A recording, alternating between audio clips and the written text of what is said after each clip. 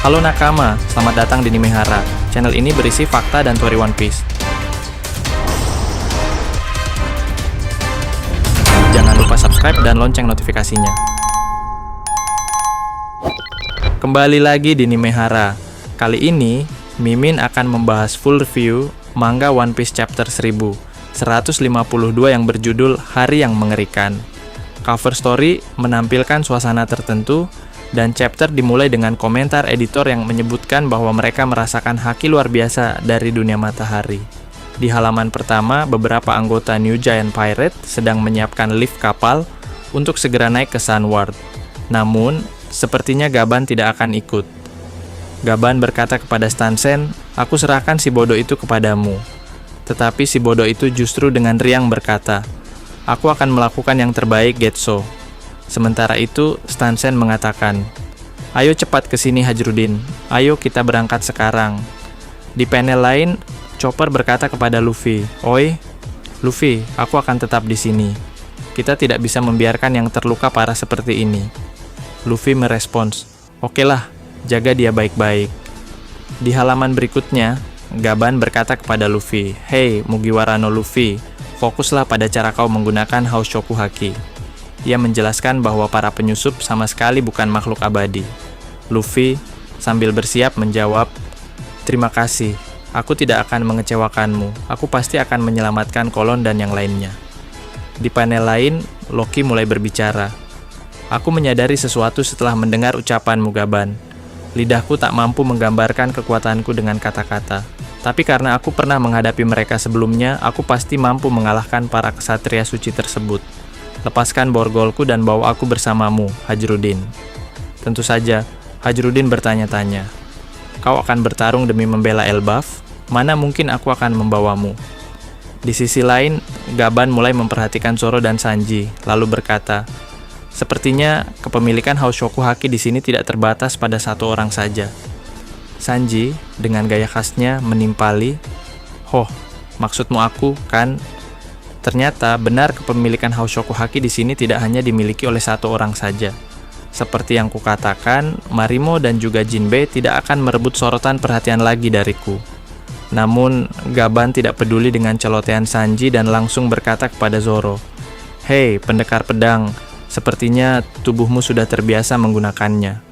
Zoro yang kebingungan bertanya, "Apakah aku punya Haoshoku Haki?" Luffy kaget mendengarnya dan berkata, "Hei, kau tidak tahu itu mengalir deras darimu." Gaban dengan kesal menegur Zoro, "Sungguh konyol. Haki bukanlah kekuatan sejati jika kau tidak menyadarinya dan mengendalikannya pula.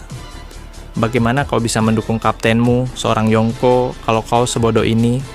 Zoro hanya bisa meminta maaf. Sanji kemudian ngotot bertanya, "Oi, Oji-san, bagaimana denganku?"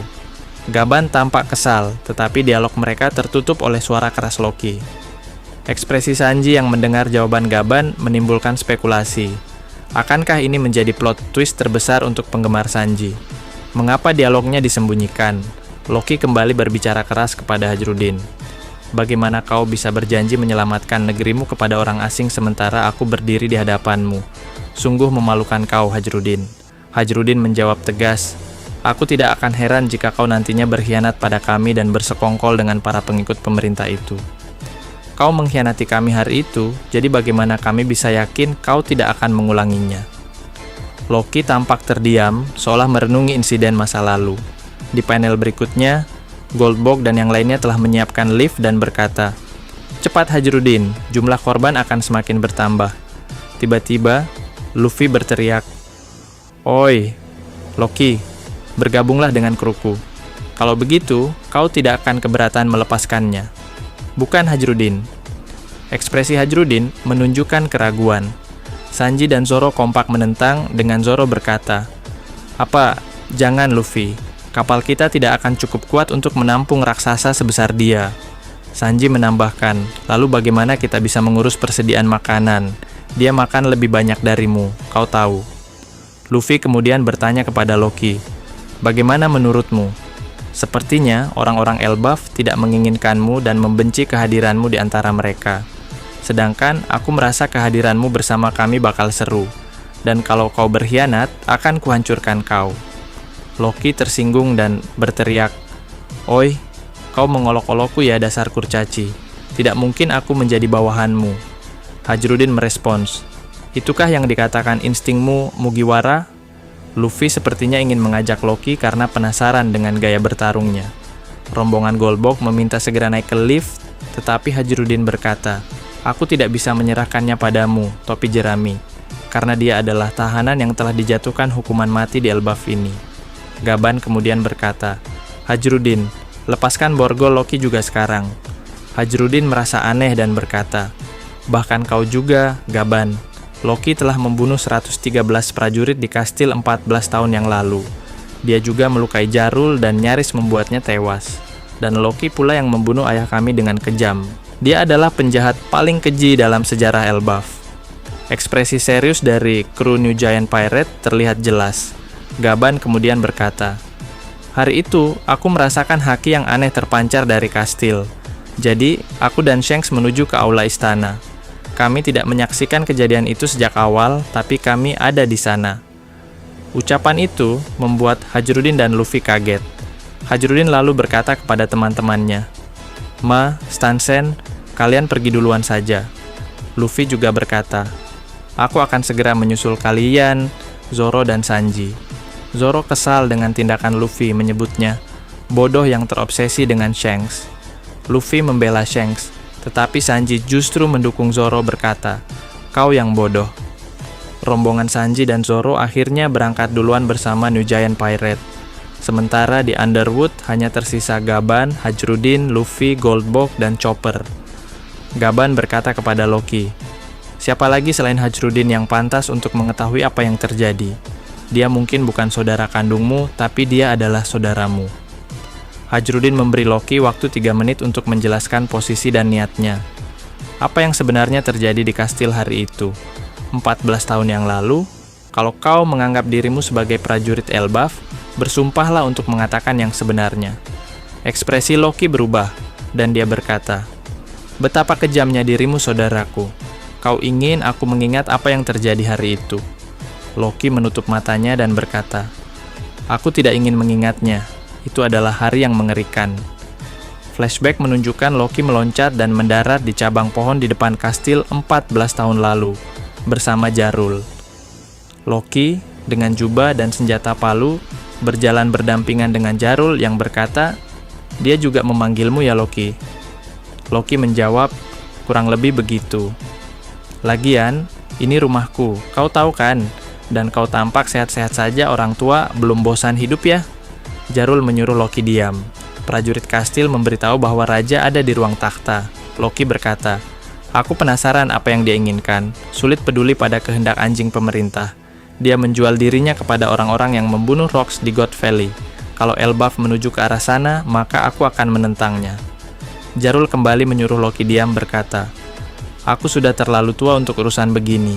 Politik itu urusan anak muda." Loki tetap berbicara, "Kita terjebak masalah ini karena kau terus mengoceh omong kosong seperti itu. Sekarang kita punya generasi bocah-bocah yang dimanjakan kedamaian. Bahkan memegang senjata pun tak bisa."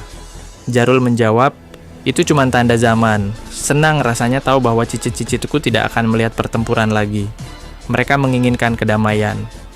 Loki berteriak, "Bengejut, itu tugasmu untuk mendidik mereka." Loki dan Jarul mendengar suara aneh dari pintu singgasana. Prajurit kastil menyambut Jarul, tetapi kaget melihat Loki, bahkan memanggilnya Tuan Muda. Loki menjawab, "Tentu saja." Prajurit ketakutan menjelaskan bahwa raja harus diberitahu dulu, tetapi Loki berkata, "Dia yang memanggilku, dan ini juga rumahku." Loki menendang prajurit hingga pintu ruang takhta hancur. Loki dan Jarul masuk dengan Loki berteriak, "Oyan, aku balik." Namun, di hadapan mereka terlihat pemandangan mengerikan. Herald diserbu oleh prajuritnya sendiri, ditusuk dari berbagai arah. Loki dan Jarul kaget dengan Loki berteriak, "Apa yang sedang kalian lakukan?" Adegan ini dianalisis lebih lanjut. Spekulasi awal menyebut Herald memiliki tanduk dan sayap, tetapi seharusnya itu adalah kumis dan jubahnya. Prajurit Elbaf juga tidak menunjukkan tanda-tanda menjadi iblis, karena tanduk di helm mereka adalah bagian dari seragam tradisional, bahkan sejak 109 tahun lalu. Oleh karena itu, teori bahwa prajurit terkena domi reversi perlu ditahan. Di sisi lain, di rumah Gaban, tak jauh dari kastil, Shanks dan Gaban sedang berendam di air panas. Tangan kiri Shanks terlihat memiliki tato Chi. Gaban berkata, "Sudah lama ya kita tidak berendam bareng, ada kali 3 atau 4 tahun. Shanks menjawab, "Tidak, itu sudah jauh lama, sekitar 10 tahun sejak kapten mati." Gaban tampak linglung. "Ha, begitu lamakah?" Shanks berkata, "Kau benar, hidupku telah berubah total. Aku jujur hanya ingin jadi bajak laut yang menyenangkan bareng Buggy. Tetapi Elbaf dan beberapa hal lainnya ingin aku tahu." Gaban merespons, "Main akal, kau adalah anak yang ditakdirkan." Mereka mengenang masa lalu di Little Garden bersama Dory dan Broggy. Tiba-tiba, Ripley muncul dari jendela, menanyakan apakah airnya cukup hangat, membuat Shanks kaget. Ripley menggendong Kolon dan mereka mulai makan bersama. Shanks berkata, "Jadi begini rasanya rumah keluarga manusia raksasa." Ripley menawarkan minum dan bertanya, "Hei, Shanks, apakah ada cerita lama seru tentang Gaban?" Shanks mulai bercerita, tetapi Gaban langsung menjewer Shanks berkata, "Dasar bocah, kalau kau mau keluar hidup-hidup dari negeri ini, diamlah." Gaban kemudian berkata, "Kau tahu, Herel, dia adalah Raja Elbaf, dan orang-orang berpikir dia seperti dewa." Shanks menjawab, "Ya, aku menemuinya di Mary Joyce dan kami cukup akur. Kami tidak bisa berbicara banyak di Tanah Suci, tetapi sekarang kita sama-sama di negeri ini. Aku benar-benar ingin berbicara dengannya sebelum terlambat." Tiba-tiba, Haushoku Haki menggelora dari istana, menyebabkan kericuhan. Prajurit berteriak, darah berceceran, dan kepala Jarul ditembus pedang. Seseorang misterius membuka ruang harta berkata, "Inikah buah iblis terlarang yang diwariskan di Elbaf?" Sebuah peti unik terlihat, mungkin berisi buah iblis legendaris. Narator menjelaskan bahwa hari itu terjadi pembantaian di kastil. Raja Elbaf, Herel si dermawan, yang paling dicintai, kehilangan nyawanya. Namun, bagaimana pria ini begitu dihormati oleh rakyatnya? Narator juga mempertanyakan hal ini karena Herel pernah membuat Hajrudin dibully karena darah campurannya. Flashback baru menunjukkan 109 tahun lalu, ketika Giant Warrior Pirate ditakuti di lautan. Dory, Broggy, Kashi, dan Oimo terlihat penuh semangat. Di tempat lain, kapal raksasa lain bersandar di sebuah kerajaan, membangkitkan ketakutan karena reputasi Elbaf. Salah satu raksasa, Herel muda, dengan congkak berkata, "Aku dengar di sini ada putri cantik di kastilmu. Mana-mana, coba kasih lihat." Herel menendang prajurit hingga istana roboh, berkata, "Wop, sepatuku kepleset."